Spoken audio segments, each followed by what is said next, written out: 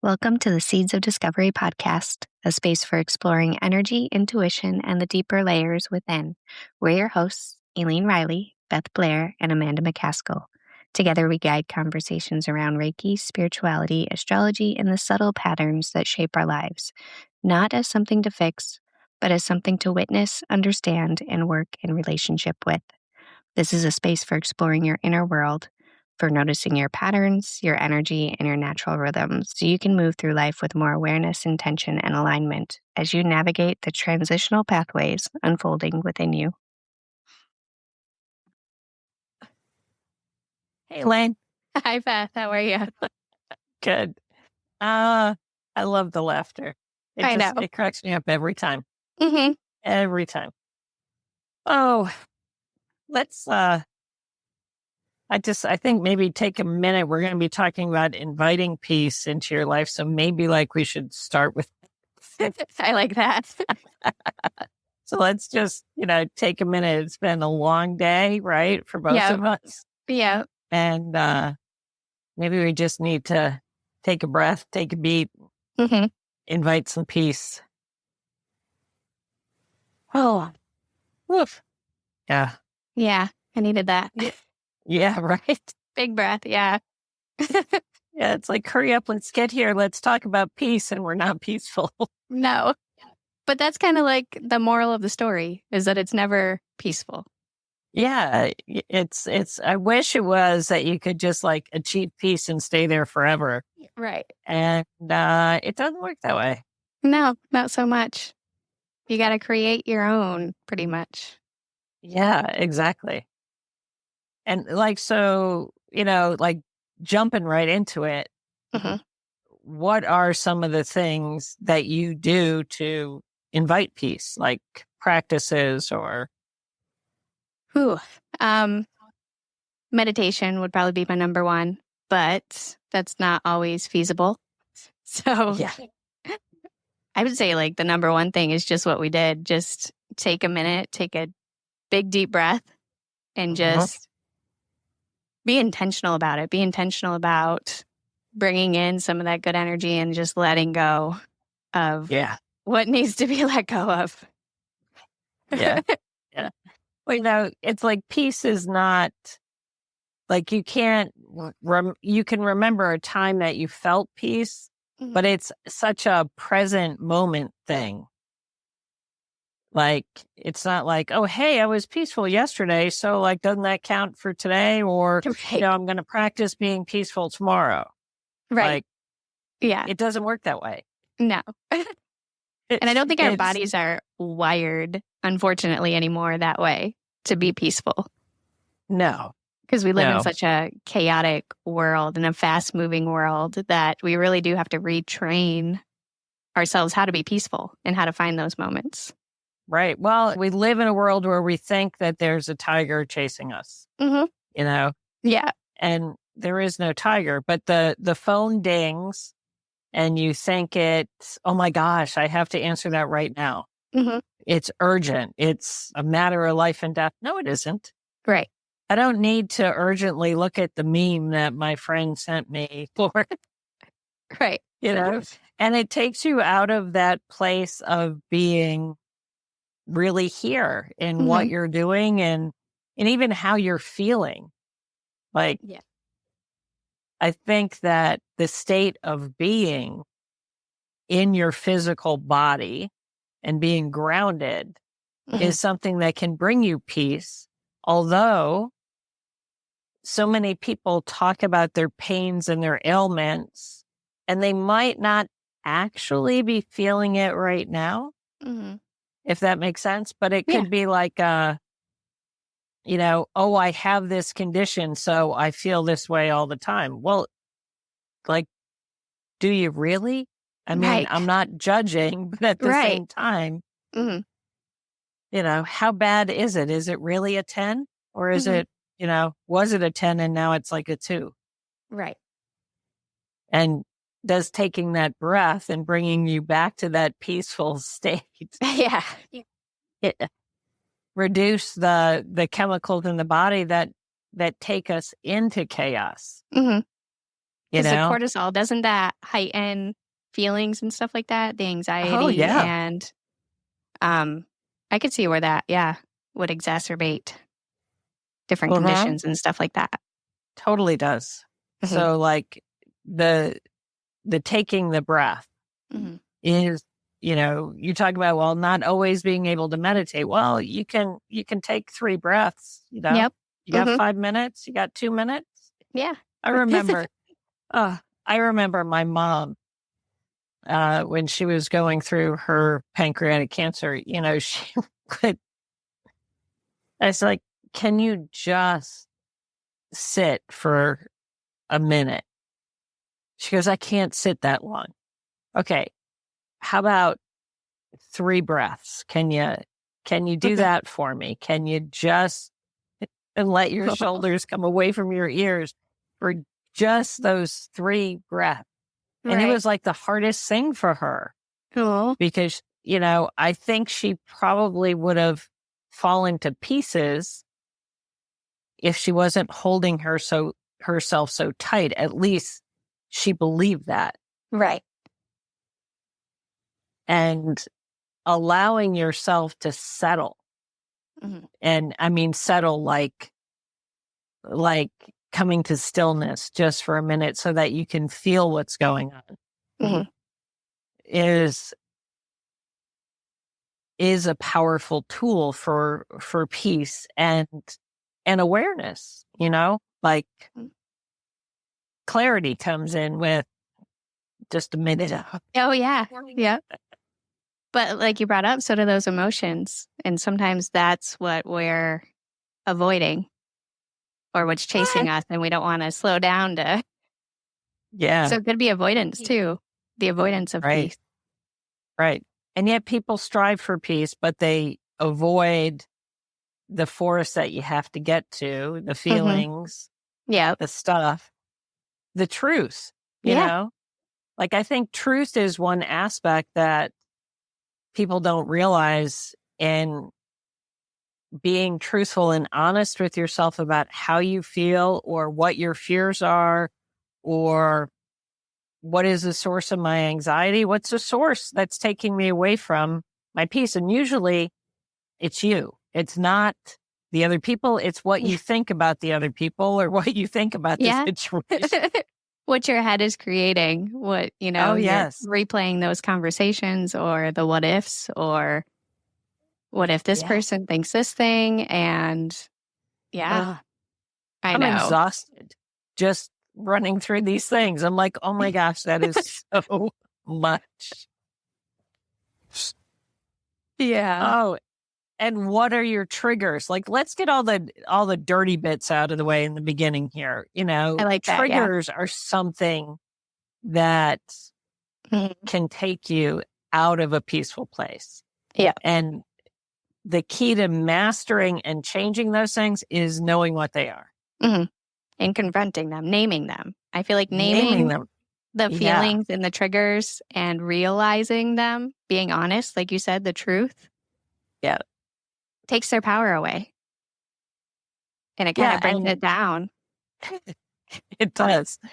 I had a teacher once that she would go, oh, there it is. I'm doing it again. It's right there.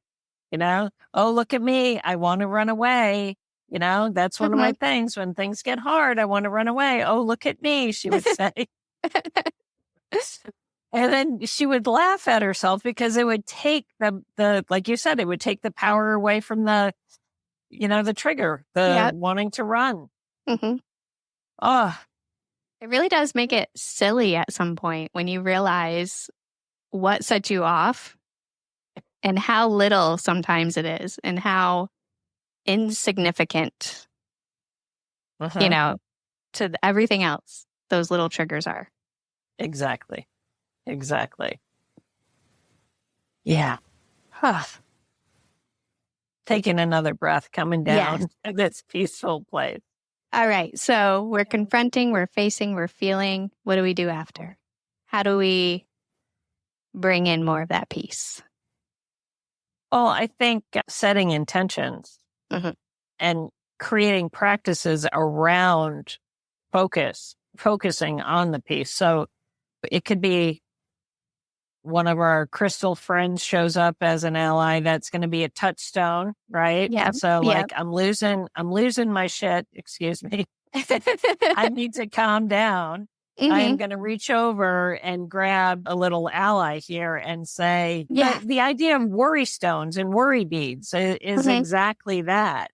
Yep. It's that tactile. And grounding into that feeling too. I feel like that's a huge part of it too. Like you said in the beginning, grounding your energy. Because usually when we have anxiety, we're way up in our heads. We're replaying stuff. We're not fully in our body. We're not grounded. So grabbing a crystal or something like that, or even, the fidget toys, just having something to physically put your energy into and be intentional about grounding whatever it is that's in your head in whatever you're holding in your hand. Right. And seeing you do that with your hand, pulling your hands together. Okay. I hear Mr. Miyagi in my head going, focus. There you go. Like, Yeah. Focus energy. Yeah.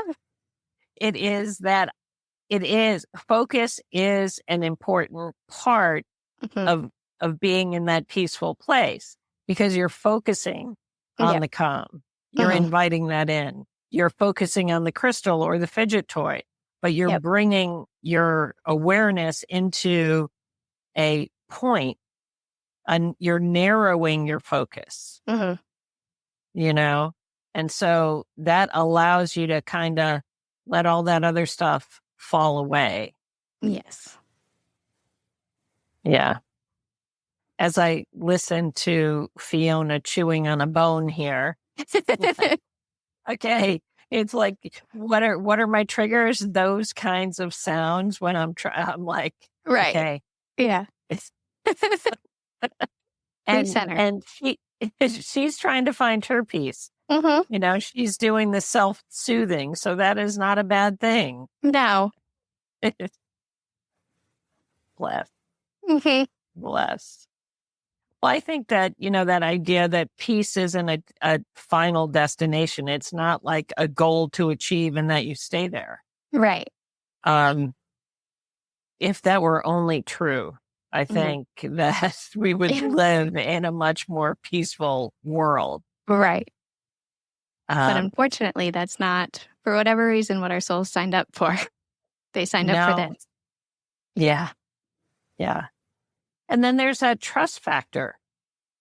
You have to trust yourself in your ability to handle whatever's showing up. Yep. And you have to be honest with yourself of, how much are you creating the chaos in your own life? Yes. Okay. I'm coming back to, I think I said it in another podcast, maybe, but it's this phrase that comes from one of my dear friends, Gloria Karpinski, who passed away recently. She used to say, be careful of the seduction of the familiar. Because you want to stay in what's familiar, even if it's the chaos, the drama, the anxiety, the gossipy stuff. There is so much business that I don't need to know that takes me out of my peace. And yet, it's kind of like driving by the car accident on the highway. Excuse me, but why does traffic slow down? It's because people are looking, because they got to see what's over there. Right. Yep. No, you don't. Just keep walking. Just keep swimming. Yeah. Yeah. Stay in your lane. There would be so much more peace if we did that. Yeah, there would be. For focusing on ourselves and what brings us joy instead of what brings the chaos. Yeah.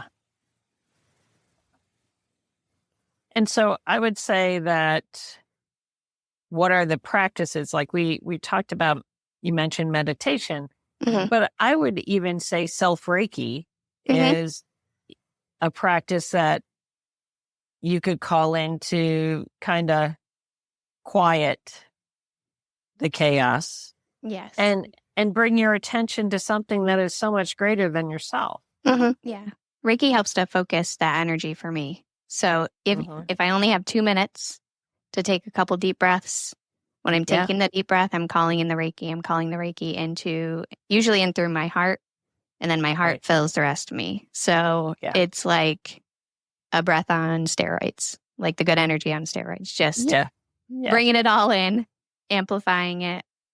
So yeah, definitely Reiki helps a lot when it comes to that. Right. And then the idea too of surrender. So, peace doesn't have to be passive. Like peace to me is an active state, even though because it's a place of acceptance, right? Right. So while that sounds contradictory a little bit, but it is an active, powerful, almost, there's a word that wants to come in. It's gone. This is really funny. It's just like every time, it's like right there. Yeah, I hate it when that happens. Like I can feel it. Yeah, but it's that activism kind of thing. Like you're not a pacifist just because you're looking for peace. You can be intentional about the things that you believe in, and you can stand up for those things, but you don't have to do it in a confrontational, disruptive kind of way that is creating chaos in others. Right. Like your boundaries for peace. It doesn't have anything to do with anybody else. Right. It's what you set for yourself to create your own peace. Yeah. So, like you said, it's not about being like in your face. This is what I believe. This is what I feel. Like you can have strong morals and strong convictions without like setting everything ablaze. Yeah, exactly. You can do it in a peaceful way for yourself. But still, I don't know. There is a word. It's like what is it? Okay. That's so funny. Like I went to go say it and it just slipped away. Right. Well, I think about like walking in nature. Okay. That is one place that I find, that is a practice for me that I find peace. Now, part of what I'm doing there too, though, is trying to set the intention and send peace into the world, into the ground, help healing and that kind of thing by working with Reiki, being mindful, setting my intentions. But that is an active, peaceful practice. Right. So there is activism. That's still It's not like the word. Peace and action, they sound opposite, action and peace, but there's a way to blend them together. Yeah. Yeah. Peace doesn't have to be just stillness. And we talk about this a lot, like in our classes. It's not just about like meditating, closing your eyes and zenning out for 20 minutes. Yeah. You can find peace everywhere in all the moments. It doesn't matter what you're doing. If you're running is very active, but it can bring a lot of people peace. It can bring them, that calming feeling. Like you walking in nature, it's active, but it's still peaceful. Right. It's funny. I wrote down on my notes here, peace may not be Zen. And you just said that. You just basically said, I'm like, nice. Hey, that's over here. Well, and then there's this active part of being at peace with where you are in your life, where you're going, what's going on in the world around you that maybe you can influence, maybe you can't. As long as you are living your authentic self or working your best to get there. Yeah. You have to be at peace with what you're doing and how you're doing it and the step that you're taking to achieve fill in the blank, whatever that is. But being at peace with choice too.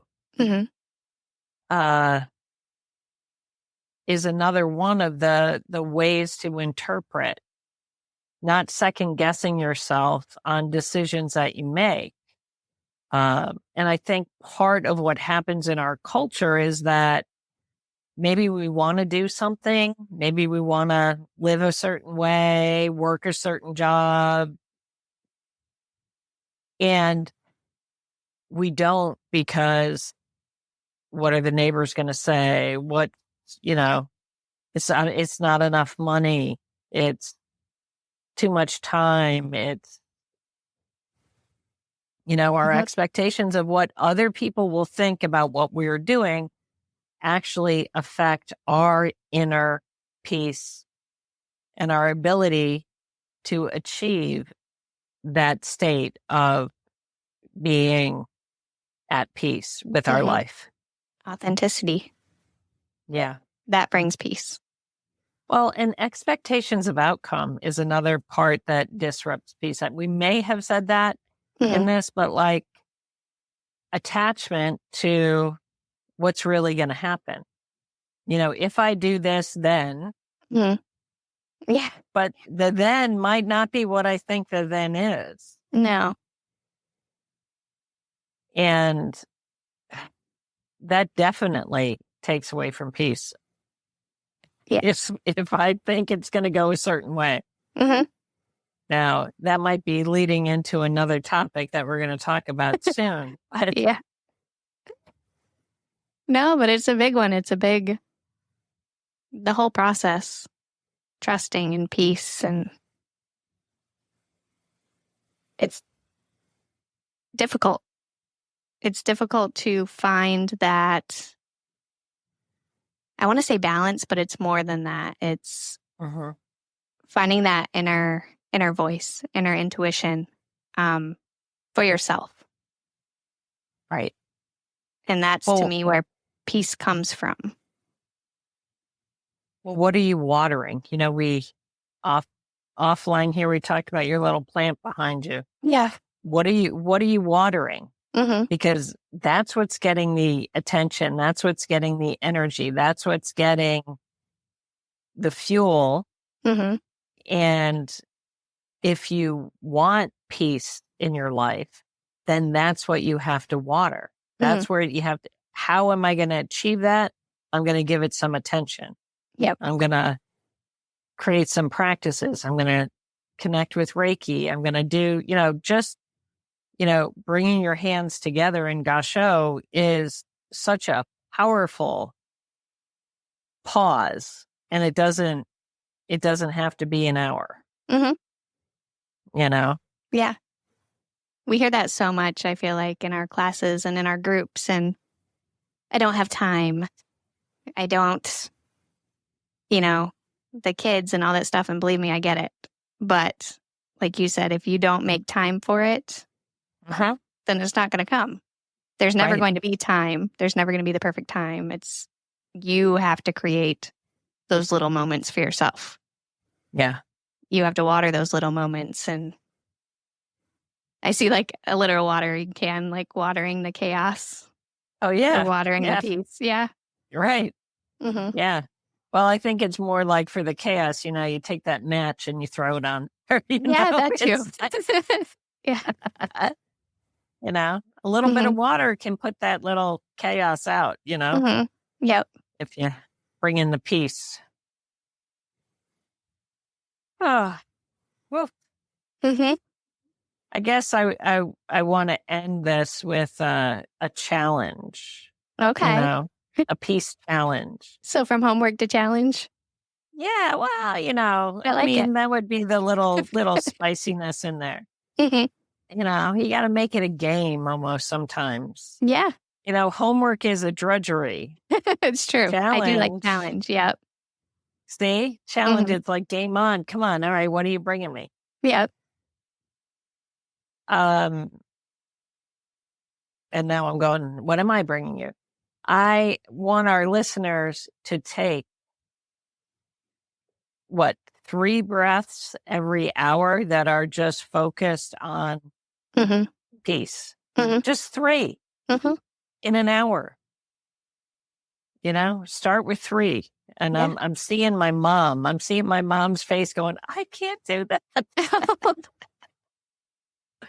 But just 3. 3 inhale, 3 inhales, 3 exhales. The little transition there, that is not a lot of time. No. And I like see that. what happens. Mm-hmm. And let us know what happens. Yeah, absolutely. That would be Find that's us a on little experiment. Find us on social. I'm sorry, I'm talking over you today. See, I'm not even peaceful here. So let me. You had a long day.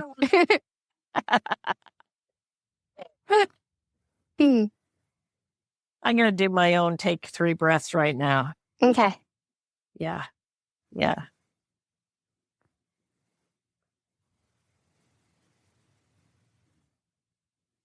More. Because that felt really good. It does, doesn't it? Yeah, it really does. Mm-hmm. Just 3. Yep. That's it. Easy All right. peasy mac and cheesy. I like it. All right. Well, find the peace. Be the peace. Mm-hmm. Let us know if you did your breaths. That's right. If it worked. Yeah. All right. Until next time, I guess, next right? time. Thank you for being here with us. Take a moment to notice what resonated, what shifted, what opened, and what might be asking for your attention. This work isn't about having all the answers.